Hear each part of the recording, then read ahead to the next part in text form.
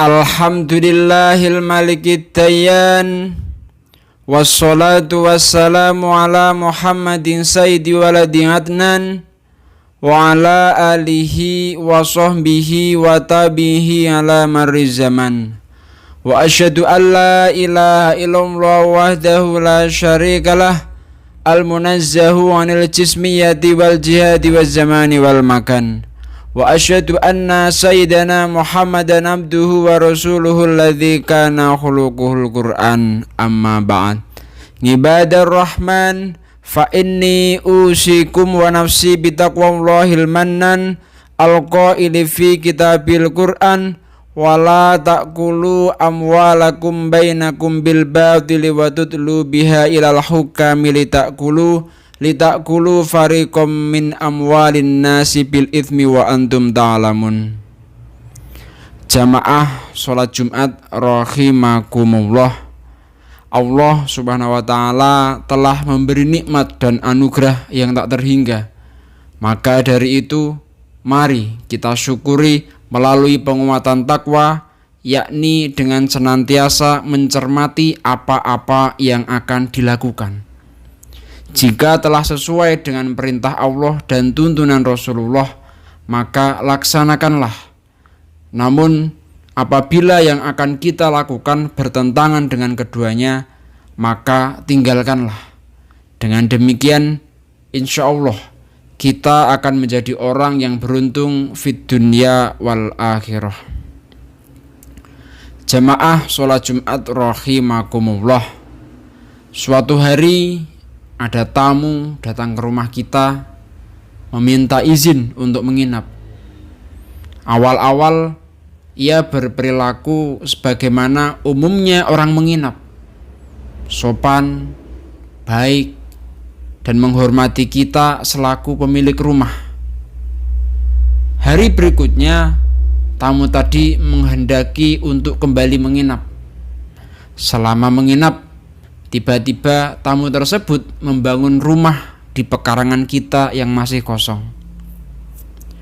Lama-kelamaan, tamu tadi mencaplok halaman-halaman kita yang lain dan malah memiliki rencana untuk mengusir kita yang secara hukum merupakan pemilik sah rumah dan halaman-halaman tersebut. Jamaah sholat Jumat rahimakumullah. Itulah kisah yang mungkin bisa menggambarkan konflik antara Israel dan Palestina. Dahulu orang-orang Yahudi tinggal dan hidup di berbagai negara. Dalam Taurat atau Alkitab Perjanjian Lama dikatakan bahwa wilayah Palestina adalah tanah suci yang diyakini akan diberikan kepada orang-orang Israel. Sehingga pada tanggal 1 Mei tahun 1776 dibentuk sebuah gerakan politik bernama Zionisme. Tujuannya untuk mendirikan negara untuk orang-orang Yahudi. Tempatnya di wilayah Palestina. Tahun 1914, ketika Perang Dunia yang pertama, Inggris membutuhkan bantuan dari Amerika untuk melawan musuh. Lalu orang-orang Yahudi menawarkan diri kepada Inggris untuk merayu Amerika supaya bersedia memberikan bantuan. Singkat cerita, Amerika bersedia dan bersama dengan Inggris serta negara-negara lainnya berperang melawan musuh dan menang. Kemudian menguasai beberapa negara, salah satunya Palestina. Karena merasa memiliki cita-cita untuk mendirikan negara bagi orang-orang Yahudi di wilayah Palestina, lalu orang-orang Yahudi mengirim surat kepada Inggris yang pada intinya meminta tanah di wilayah Palestina. Merasa sudah pernah ditolong, Inggris lalu memberikan 55% tanah di wilayah Palestina kepada orang-orang Yahudi. Kemudian tanah-tanah sisanya untuk orang-orang Palestina. Selanjutnya, karena merasa tidak terima dengan pembagian tanah tersebut, Orang-orang Palestina dengan dibantu oleh negara-negara Arab lainnya perang melawan Israel. Meskipun kalah secara jumlah, tetapi Israel menang perang, sehingga menjadikan Israel bisa menguasai 70% tanah di wilayah Palestina.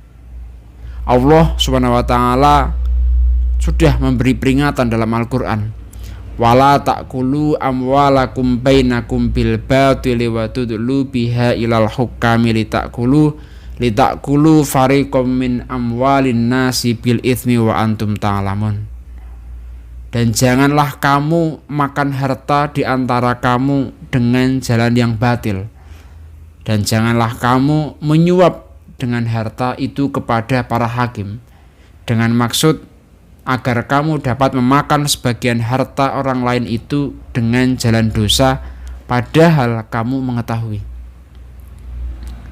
Jamaah sholat Jumat rahimakumullah, tamu yang awalnya izin untuk menginap tersebut lama-kelamaan mengajak keluarga dan teman-temannya yang masih hidup serta tinggal di berbagai negara. Kemudian bersama-sama mendirikan rumah di wilayah Palestina.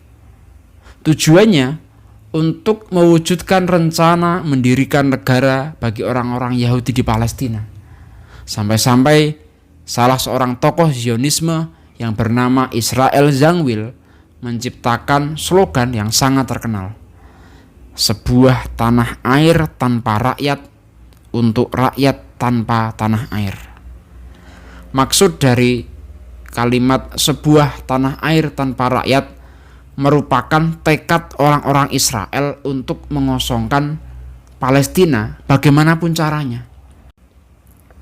Sementara maksud dari kalimat untuk rakyat tanpa tanah air adalah seruan untuk orang-orang Yahudi yang tersebar di berbagai negara agar berkumpul menempati wilayah Palestina.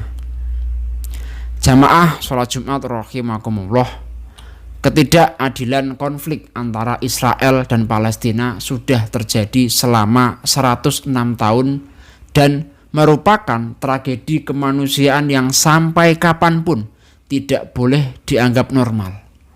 Sampai hari ini sudah banyak solusi damai untuk kedua negara yang dicetuskan, tetapi masih menemukan jalan buntu sehingga korban masih berjatuhan sampai hari ini.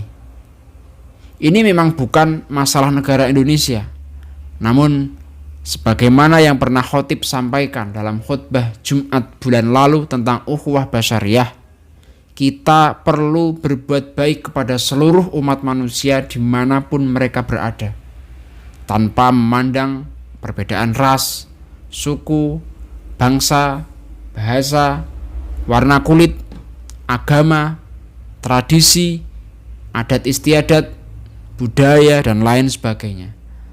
Sebagaimana nasihat Sayyidina Ali bahwa yang bukan saudaramu seiman adalah saudaramu dalam kemanusiaan.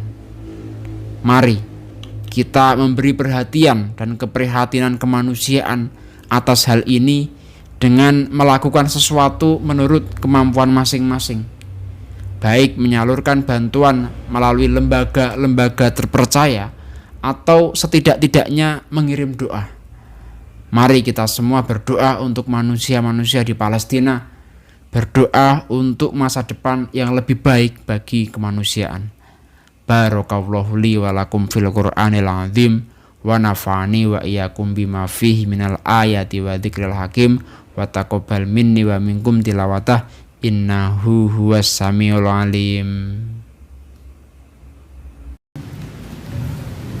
Allahumma shalli wa sallim ala sayyidina Muhammad wa ala ali sayyidina Muhammad wa sahabat sayyidil awwalin wal akhirin wa ala salim radhiyallahu ta'ala anhu wa sahabati rasulillahi ajma'in.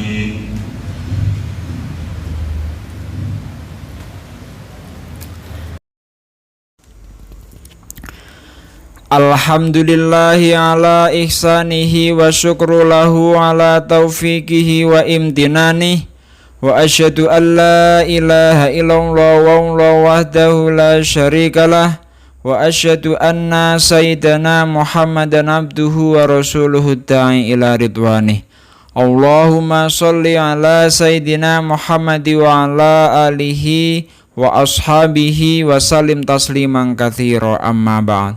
Faya ayuhan nas ittaqullaha fima amara wantahu amma naha wa alamu annallaha amarakum bi amrin bada'a fihi bi nafsihi wa thana bi malaikatihi bi qudsih wa qala ta'ala innallaha wa malaikatahu yusholluna 'alan nabi ya ayyuhalladzina amanu shollu 'alaihi wa sallimu taslima.